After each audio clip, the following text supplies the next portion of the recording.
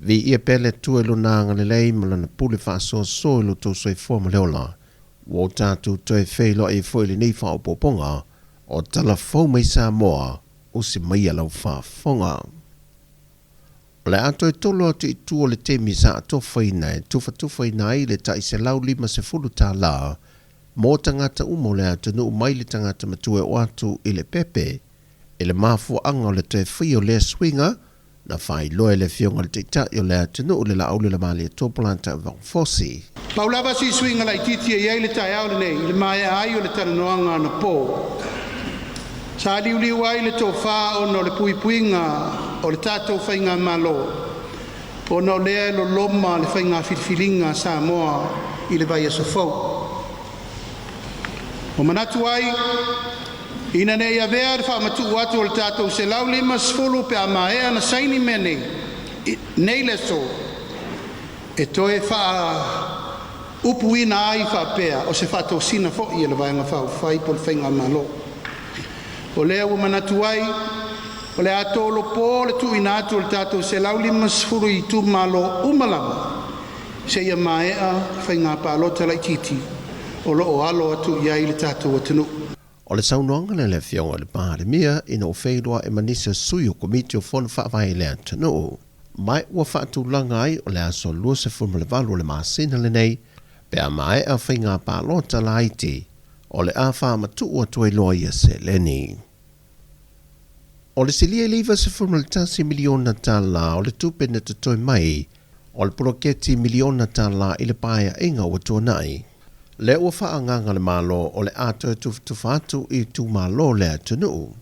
Peita i e tolu i tu malo le e poloka le teimile nei, le tauli maina po le sainia loa o le tu inato le se leni mai le vae vaenga. E au fiei anoa maa numere mua, o si umo a whaasale le anga numere lua. Na whaamanino le fionga le minister o polo kenti lua miliona tā la, moi whaawa Julius tafunai i le whailo inga mal TV tasi. Tono o si umu e le ready mai lako plan. E le se whitenga inga ia si umu. Ia oro utu marofo, ia taipei o le mele tupu ia whaasale le anga. Ia tasi ape to ruanto ina o lo to soa solo le whaaporo kiki tonu inu. Ia mawhale tonu ai mawale le langa. Au te iloa lo sola upule, lo mawatala, lo mawhano nu, lo mansola upule. Ia tonu ele uto Mount Fai lo foi leo. Ele o ietele se awhianga tele ploketi.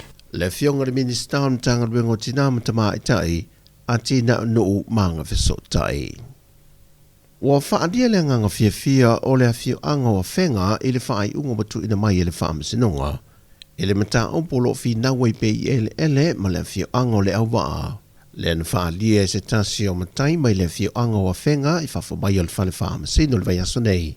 Wa manino ele le to iaio se awa noa mo le tutangi e whai ai se isi tālo sanga. Kulanganga wa i fwede. Ngeiwa.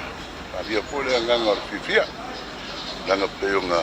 E fwia iso ngasi sa ngai malmungai. Ngaka le so iwa le so kuole kwa vai akungi. Ya wa fwede va male fi onga la ba. Ele ayo ele ko ko kuole. Akwa fonga sa mo. Ngingo ele ko le ba. Afingawa ya lewa. Bai angi so bai ngasa fakalkal. Ya na wa kulanga mangwia fa mo munge. E ngala pili ko la fionga sa ko kam faila ko. Ya wa uma fola la ko ngoi kulanga ko fenga la fok. Ku mauale manusho fa hunga pe ngai fa pingo. Ya no ko e maua ya fenga la ko ele. Yo ngai danga fa pinga we fenga la ko ele ko le. O le mau o le fio anga o whenga, o ele umai whawha atu o le whaata whawha o le fitu se lau lua se fulmaltonu eka o no fo ia fio anga. O ele ia e patino ia ilantou, mai o loo wha maui na lava i unga o wha msinonga, ua leva o na mai au na whaia.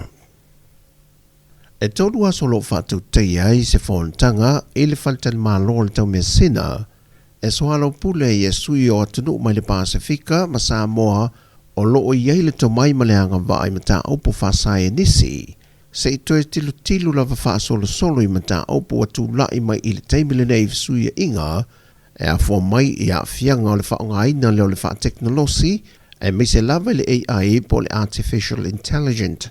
O le whanau le nei fontanga ina ia sa ili lava e tangata Pasifika i whawhitau li malu i tau wa whesanga i lava mātu moto le Pasifika. Ma sa ili fofo i lava e ala i tūlanga tāla whengai e whetaui male i tūlangi o lo iai i tātou. Nei lole au ina mai o nisi whafuato lo tātou seo manga.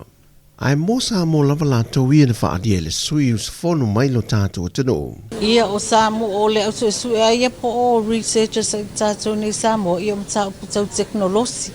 Whangai no teknolosi a wale ati na e ina mal whaalea ati leo le o onga ia o susu inga tau e whapeo so ta ia te marasuinga o le tau o a whawhita uli maru i tau suinga o le tau i tātou whawhea fo i on tātou mitigating ma adapt to those changes ia olo e fo i session tau matematika e pensilofia pe on matematika se whawhita uli le i tātou i nei ona o le performance alom whanau le at various level in the education system. O le fontanga fo ile nei o lo awai e masui mai le malo au se tālia ma New Zealand. O tala fo ia mai sa mō le nei aso, whasoi fuia.